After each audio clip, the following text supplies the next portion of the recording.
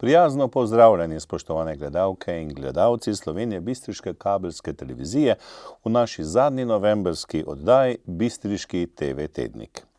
Volitve so za nami, pred nami pa je decembrska konstitutivna seja novega občinskega sveta. Mimogrede, v njem je dobra tretjina novih obrazov. Sicer pa v tokratni oddaji o prireditvah Veselega decembra, bistriških zgodbah in naslovu državnega prvaka v judu, ki so ga po 2 letih ponovno osvojili judoisti bistriškega Impola. V Zavodu za kulturo o bistriških zgodbah. Kakšne prireditve in dogodki nas čakajo v prihajajočem Veselem decembru?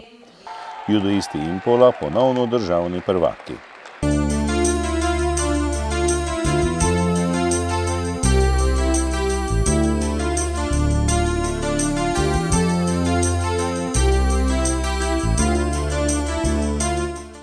V lokalnih novicah tokrat o bistriških zgodbah in prireditvah Veselega decembra.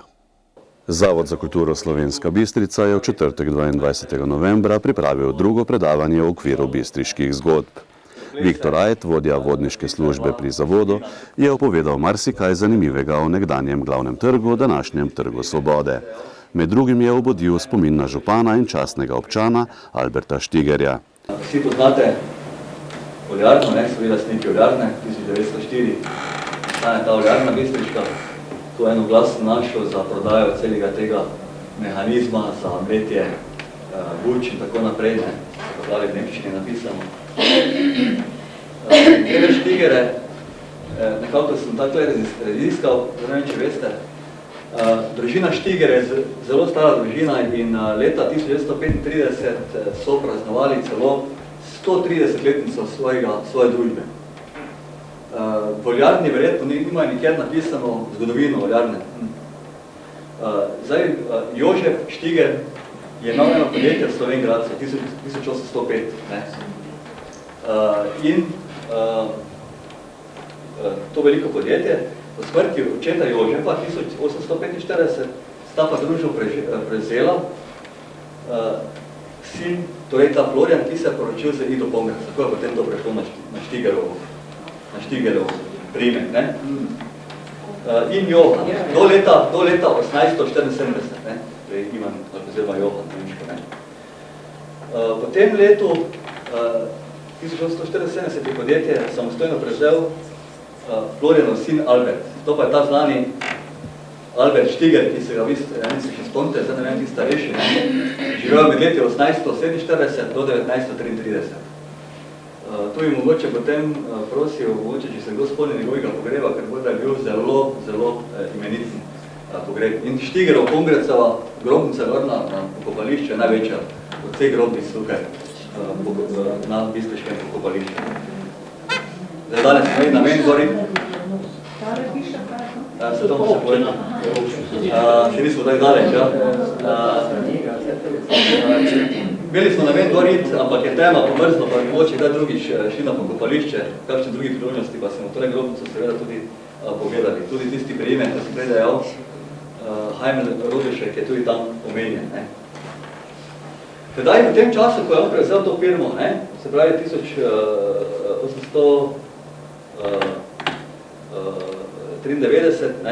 ko potem ta Florian umre, ki je bil poročen z tole Ido Pongrac, pa sam sin Albert prevzame podjetje in tedaj je bil on župan.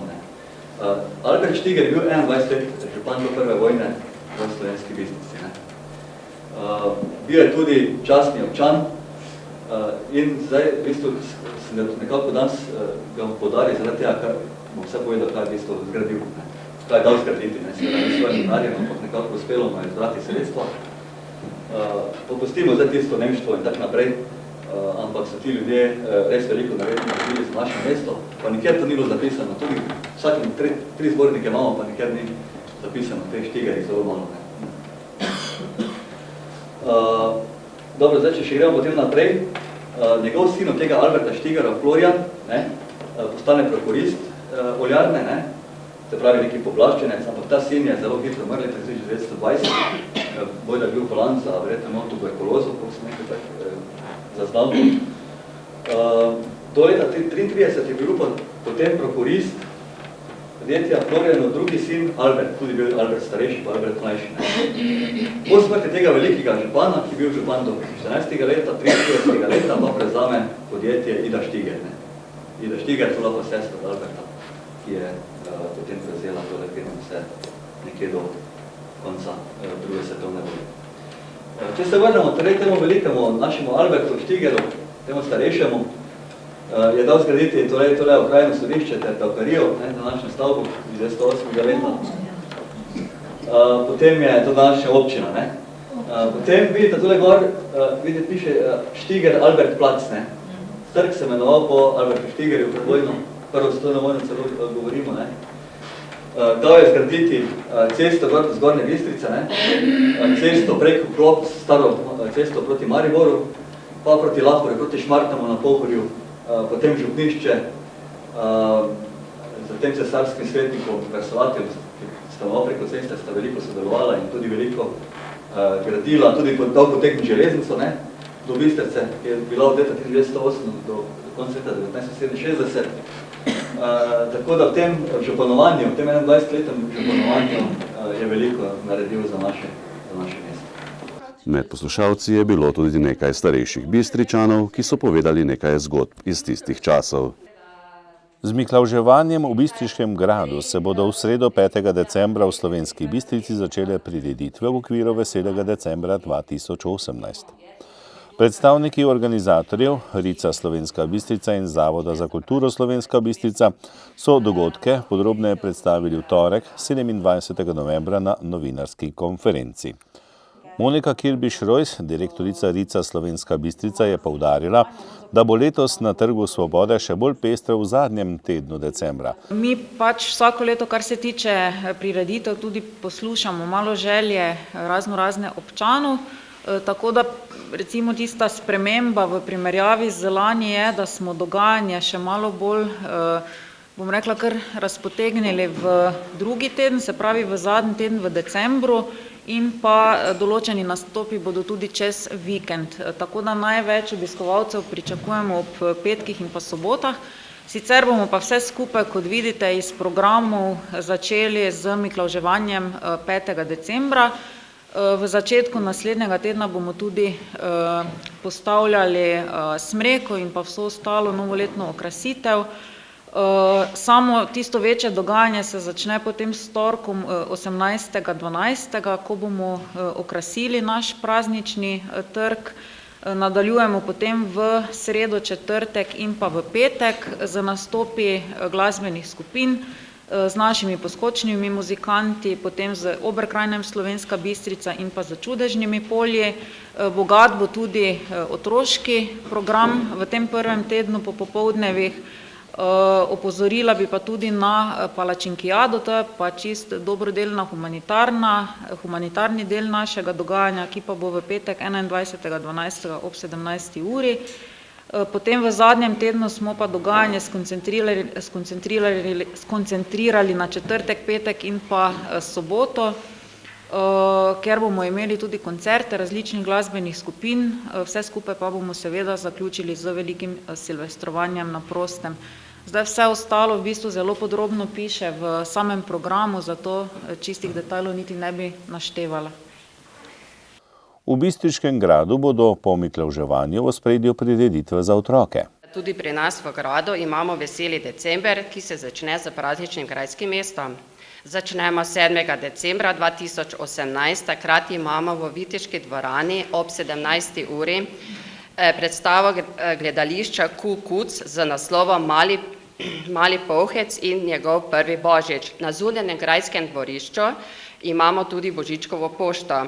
8. decembra, to je sobota, imamo 7.30 praznična grajska tržnica z dodatkom ponudbe Božičkova pošta in dišeče dobrote iz Cukr kuhinje in grajski lajnar. 14. december ob 17. uri, to je v Viteški dvorani, imamo lutkovno predstavo gledališča Fru Fru z naslovom Muca, Copatarica in Božičkova pošta.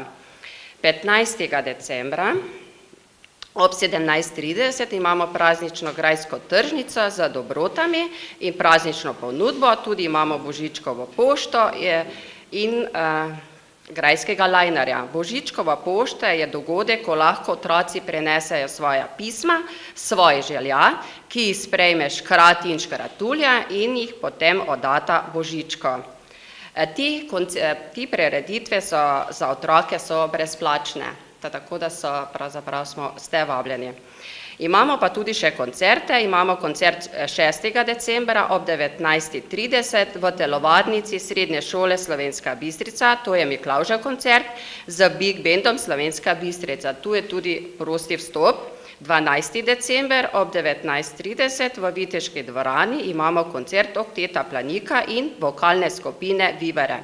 21. decembra ob 18. uri v Viteški dvorani je koncert Oktet Tinje in 11. decembra ob 20. uri tudi v Viteški dvorani imamo povabilo na skodelico kave ob branju Cankarjevih črtic. Slovenije Bistričani in okoličani bodo lahko izbirali tudi med številnimi ostalimi prireditvami. V različnih krajih bo na ogled več dobrodelnih prireditev, gledaliških predstav in koncertov.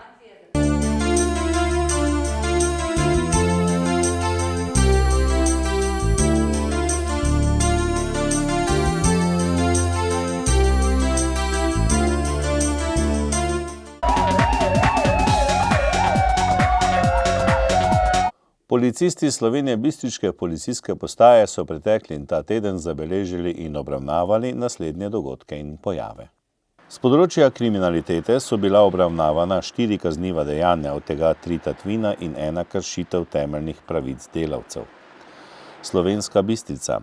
Neznani storilec je ponoči v Slovenski Bistrici ukradel kolo. Spodnja Podskava. 4 državljani Romunije so na počivališču Spodnja Podskava izvršili tatvino goriva iz 2 tovornih vozil. Na kraju tatvine jih je presenetila policijska patrulja prometne policije Maribor. Zoper vse osumljence bo podana ovadba na okrožno tožilstvo v Mariboru. Na počivališču A1 je neznani storilec iz tovornega vozila tujega državljana iztočil približno 300 litrov dizel goriva. Z področja prometne varnosti so policisti zabeležili 12 prometnih nesreč.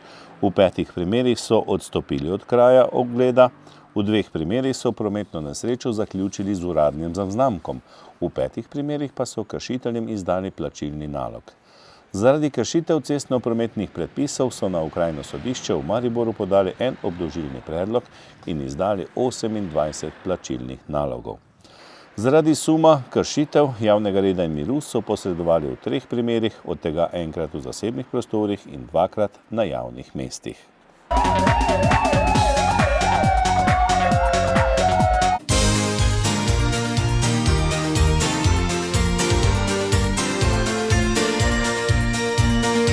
Judoisti Impola so ponovno državni prvaki. Na zaključnem turnirju v Slovenski Bistrici so v finalnem dvoboju 4:3 premagali ekipo Bežigrada. Poglejmo, kako so judoisti iz mesta Aluminija prišli do novega naslova. V Slovenski Bistrici je bilo sklepno dejanje ekipnega državnega prvenstva v judo. Po dolgih letih so lahko privrženci te borilne veščine uživali v atraktivnih dvobojih, ki so jih prikazali judoisti ekip udeleženk. Naslov ekipnih državnih prvakov so ponovno svoje vitrine postavili judoisti iz mesta Aluminija. Moram reči, da smo danes v Slovenski Bistrici gledali izvrstni judo, zelo dobre borbe. V tej priliki čestitam vsem fantom, pustili so srce na blazini. Osvojili smo prvo mesto, katerega smo si že po 2 letih zopet želeli, da vrnemo naslov v Slovensko Bistrico. In mislim, da je ta mlada ekipa pokazala zelo dobre borbe danes in da lahko v bodoče še računamo na njih. V prvem polfinalnem obračunu so Impoljčani gladko s 7 zmagami blazine pospremili ekipo Šiške. Zmago za domačo vrsto v belih kimonih so dosegli Štarkelj do 60 kg, Matjaž Trbovc do 66 kg, Žan Markovič do 73 kg, v srednji kategoriji Igor Potparič, v poltežki Marijo Gašparič, v težki kategoriji Gregor Kocmot in v najtežji kategoriji Vito Dragič. V drugem polfinalu med Bežigradom in Slovenj Gradcem so zmago in uvrstitev v finale dosegli judoisti Bežigrada, ki so 4:3 odpravili tekmeca. V tem dvoboju je stopal obračun do 81 kg, kjer je reprezentant Martin Hojak zmagal podaljšku zlato točko. V boju za tretje mesto so veliko več pokazali judoisti Slovenj Gradca v modri judo upravi in Šiško odpravili z rezultatom 5-2. Po tehničnih točkah je bilo 41-20. Pomembno nalogo je opravil izkušeni Robert Mesarič z lepo zmago v svoji težinski kategoriji. Za tretje mesto cela ekipa, kot ekipa smo nastopili, vsi smo se borili po vseh svojih močeh, predvsem mlajši del ekipe, bom rekel, prve tri kategorije so bile zelo odločilne, pa tudi starejši so se v redu odrezali oziroma smo se odrezali, tako da skupno ekipna zmaga. Veliki finale med Impolom in Bežigradom je postregel z res odličnimi boji, kjer ni manjkalo atraktivnih metov in negotovih borb vse do konca.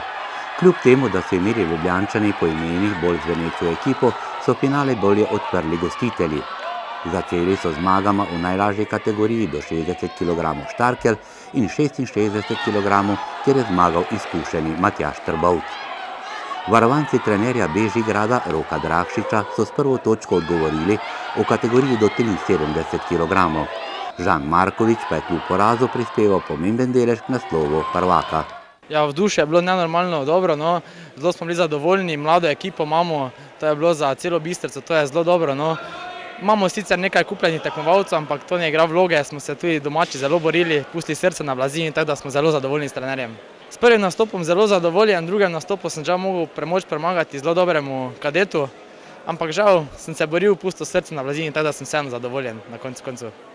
V kategoriji do 81 kg je aktualni evropski prvak do 66 kg Adrian Gomboc ognal najboljšega judista rednega dela prvenstva Igorja Potpariča, ki je ob naslovu prvaka praznoval tudi rojstni dan. Danes za odtenek smo bili boljši. Jaz se ne morem pohvaliti s čudovitimi boji danes, ampak prvo borbo sem opravil to, kar sem moral, drugo sem pa malo zaspal in tega si ne moreš pustiti pod evropskem prvaku nikakor, tudi če je kategorijo nižje od tebe. Tako da Adrianu vsaka čast, danes je pač tako bilo, ampak glavno je, da smo vse skupaj mi zmagali in res srce mi poje. Bežigrad je povedel dvoboje v kategoriji do 90 kg, kjer je moral Gašparič priznati premoč Hojaku. Med vsemi, ki so dosegli zmage za naslov, je najbolj izstopala zmaga Kocmota, ki je za biti ali ne biti moral premagati Mateja Vidmarja. Ja, bil je zelo naporen, z veliko spoštovanja do mojega nasprotnika. Na koncu sem jaz zmagal, da to zmago pa me je gnala moja ekipa, bi rekel, ki so res 100% in brez njih verjetno te zmage danes ne bi bilo in sem zelo vesel, da sem lahko to zmago prinesel glih tej ekipi.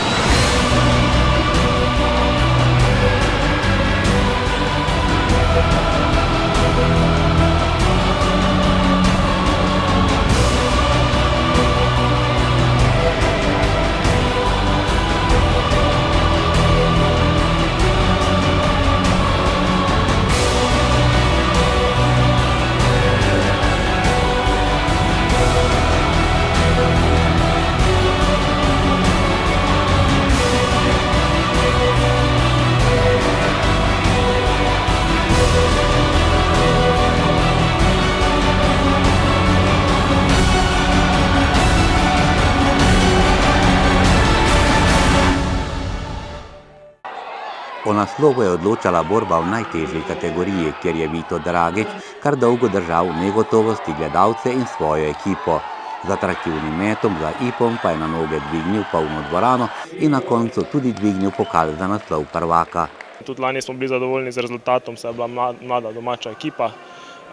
Tukaj razen Matjaž Trbovc, pa jaz v bistvu, pa še Kocmut je v bistvu mlad, teda v bistvu zelo mlada ekipa. Tudi zdaj začnemo spremljati malo boljši mladinski program, tako da lahko bi komot rekel, da v bistvu z mladinci smo prišli do naslova, kar je vrhunsko za moje pojme, mislim, da tudi publika bila zadovoljna. Je pa res, da vzdušje v Impolu, mislim v Slovenski Bistrici, sploh ko Impol bori za zlato mesto, je nepopisljivo, tako da vsi imajo radi finale tukaj, če pa Impol zmaga, še pa toliko boljše. Finale je pokazalo, da imena ne dobivajo naslova in to predvsem v ekipnem delu prvenstva, ki ima seveda pomembno težo v judoističnem športu. Impol je bil domačin, vedeli se je, da imajo podporo iz tribune, močno podporo, tudi malo kakšne sporne odločitve. Ampak to je judo, na koncu so zmagali in moramo jim dati kapo dol in zaploskati, čestitati. Impol z 3 tekmovalci, ki niso njihovi, zelo močna ekipa in mi, ki imamo tudi zelo veliko tekmovalcev, mladih in pa že vrhunskih. In po moje je bilo to zelo velika kvaliteta danes prikazano na Blazinah.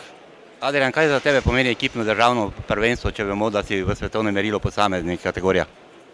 Ja, to je neka čist drugačna tekma, tu lahko vsakogar premaga, čist druga atmosfera je, koliko se ekipa dobro razume, to ima zelo velik vpliv.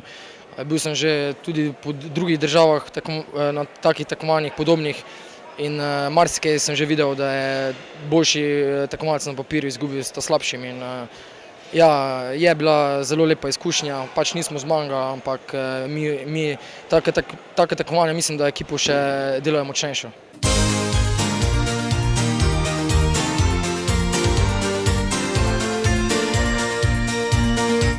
Spoštovani, informativna oddaja tega tedna je zaključena.